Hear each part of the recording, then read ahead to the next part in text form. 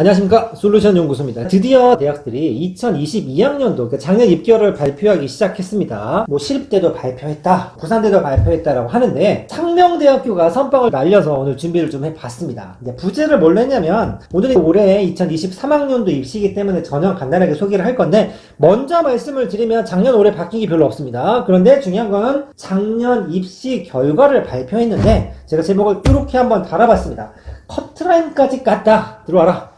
무슨 얘기냐면, 실은 저희가 그 서열 자체를 완전히 신뢰하는 건 아닙니다만, 이 광명상가 라인까지는 누가 뭐래도 서울에 있고 서울에 있는 학교다라고 했을 때 뭐 특별히 이견을 다는 사람은 없지요. 물론 그 아래쪽으로 내려가도 서울에 있는 학교는 분명히 있습니다만, 야 그래도 요 정도 인서울로 쳐줘 라고 했을 때 대부분 오케이 인정, 낮든 높든 인서울 학교 인정했는데, 이 라인에서 실은 재작년 입결, 그러니까 작년에 오픈한 결과겠죠? 보통은 평균 점수를 발표를 하거나 상위 80%를 하거나 그것도 모자라면 70% 컷, 80% 컷 이런 걸 발표를 하는데, 상명대에서 뭘 했냐면 각 전형별로 평균, 그것도 최초 합격자의 평균, 최종 합격자의 평균, 그 다음에 최종 합격자의 커트라인, 최초 합격자까지 커트라인을 오픈을 했지요. 그럼 이건 어떤 의미가 있냐면, 이 학교를 쓸 때, 내가 이 학교를 한 방에 붙을 건가, 추합까지 노릴 건가는 굉장히 여러분들이 가장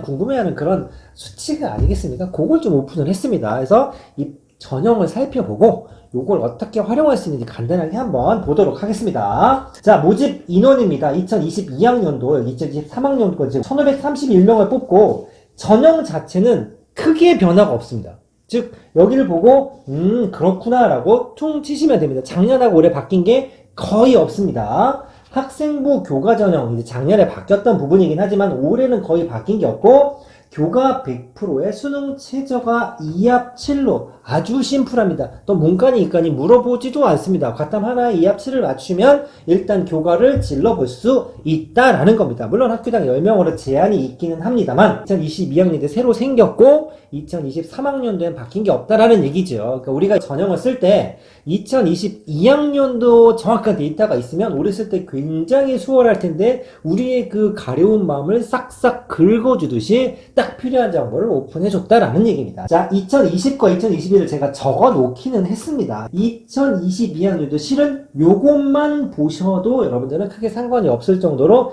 의미 있는 데이터입니다. 자, 뭐가 나와 있냐면 설명을 좀 드리겠습니다. 경영학부 2022학년도 교과 추천 전형이 합격자 최종 평균이 2.63이라는 얘기입니다. 최초 합격 평균은 당연히 이보다 좀 높겠지요. 그런데 여기 보면 2.91이라고 적힌 수치가 있죠? 이건 무슨 얘기냐면 2.91 내신 맞은 친구가 최저를 맞춰서 이 학교 썼는데, 어쨌든 추합을 돌아서 우리가 흔한 표현으로 이 상명대 경영학과를 문 닫고 들어간 친구 내신이, 야 꼴등 손들어, 접니다. 너 내신 얼마였어? 2.91입니다. 바로 이 말이 되는 거죠. 그러니까 과별로 좀 편차가 있는 부분이 있는데, 글로벌 금융학부는 평균 2.8인데 3점대 맞은 친구도 내신 전형으로 들어갔다는 얘기입니다.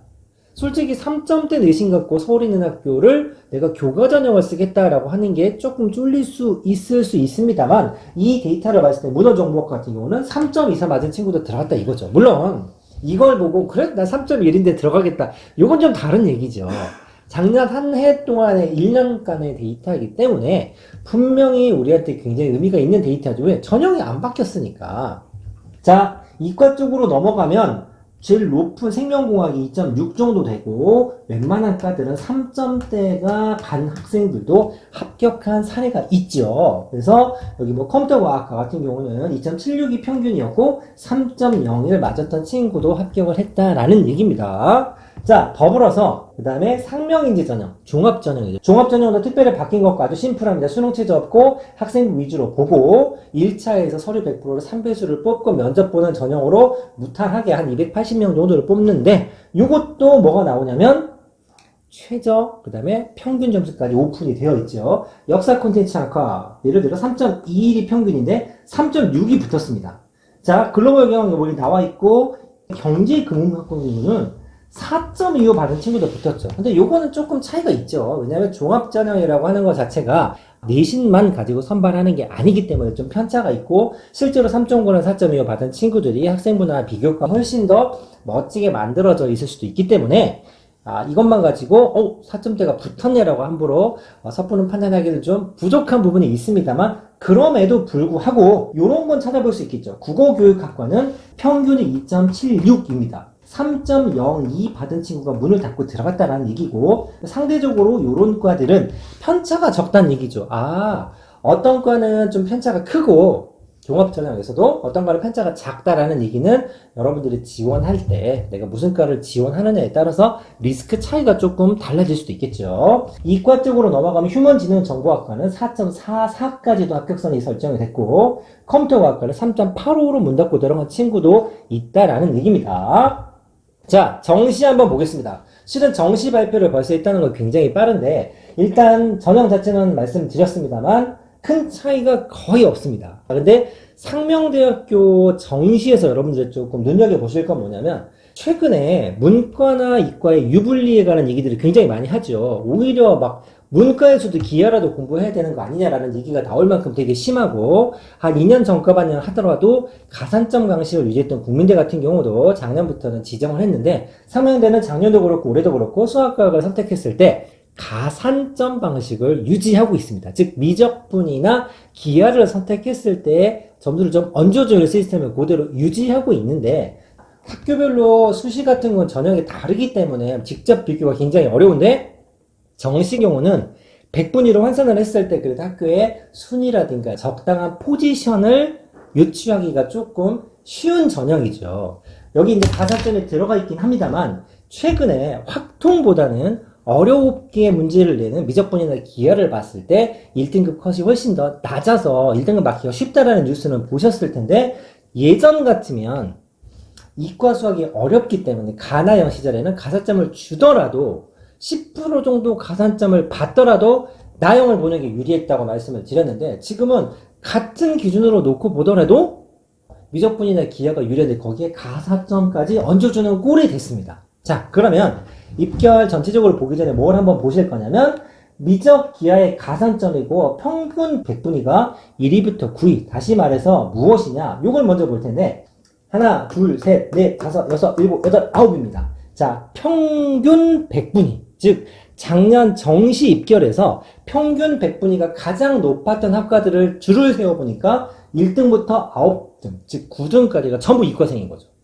즉 문과는 이중고를 겪게 되는 상황이어서 정시에서는 굉장히 이 순위 싸움에 밀려났다는 얘기입니다. 문과과도 한번 살펴볼 텐데, 자 보시면 역사 콘텐츠 학과, 여기 이제 100분이니까 숫자가 좀 반대겠죠? 81.7%가 평균인데 81.6% 정도 맞은 친구도 합격을 했다라는 얘기고, 아까 수시에 비해서는 편차가 좀 작아 보이긴 합니다. 퍼센트로 뭐 1%에서 마다 2% 내외로 잡혀있긴 합니다만, 여러분들 아시다시피 1%, 2%도 합격은 분명히 갈라질 수 있는 부분이 있겠죠. 이과로 넘어오면 퍼센트가 좀 달라지죠. 문과는 80 초중반에서 평균이 형성이 됐다면, 이과로 넘어오니까 80 중후반, 그 다음에 컴퓨터과학 경우는 90.4%까지 올라가고, 문 닫고 들어간 친구들 거의 89% 정도.